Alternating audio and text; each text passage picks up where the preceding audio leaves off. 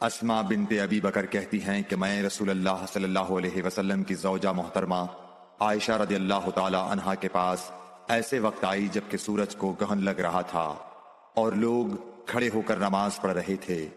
کیا دیکھتی ہوں وہ بھی کھڑے ہو کر نماز پڑھ رہی ہیں۔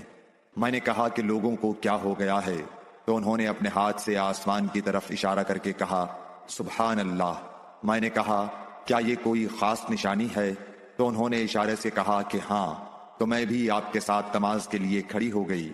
آپ نے اتنا قیام فرمایا کہ مجھ پر غشی طاری ہونے لگی اور میں اپنے سر پر پانی ڈالنے لگی۔ جب رسول اللہ صلی اللہ علیہ وسلم نماز سے فارغ ہوئے تو آپ نے اللہ کی حمد و ثنا بیان کی اور فرمایا آج کوئی چیز ایسی نہیں رہی جس کو میں نے اپنی اس جگہ نہ دیکھ لیا ہو، حتیٰ کہ جنت اور دوزخ کو بھی دیکھ لیا، اور مجھ پر یہ وحی کی گئی ہے کہ تم لوگوں کو قبروں میں آزمایا جائے گا، دجال جیسی آزمائش یا اس کے قریب قریب۔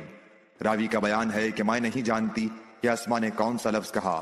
تم میں سے ہر ایک کے پاس اللہ کے فرشتے بھیجے جائیں گے اور اس سے کہا جائے گا کہ تمہارا اس شخص یعنی محمد صلی اللہ علیہ وسلم کے بارے میں کیا خیال ہے؟ پھر اسما نے لفظ ایماندار کہا یا یقین رکھنے والا کہا، مجھے یاد نہیں۔ بہرحال وہ شخص کہے گا کہ محمد صلی اللہ علیہ وسلم اللہ کے سچے رسول ہیں، وہ ہمارے پاس نشانیاں اور ہدایت کی روشنی لے کر آئے، ہم نے اسے قبول کیا، ایمان لائے اور آپ کا اتباع کیا۔ پھر اس سے کہہ دیا جائے گا کہ تو سو جا، درحال یہ کہ تو مرد صالح ہے اور ہم جانتے تھے کہ تو مومن ہے، اور بہرحال منافق یا شکی آدمی۔ اسما نے کون سا لفظ کہا مجھے یاد نہیں۔ جب اس سے پوچھا جائے گا کہے گا کہ میں کچھ نہیں جانتا، میں نے لوگوں کو جو کہتے سنا وہی میں نے بھی کہہ دیا۔ Like, share and subscribe for more videos.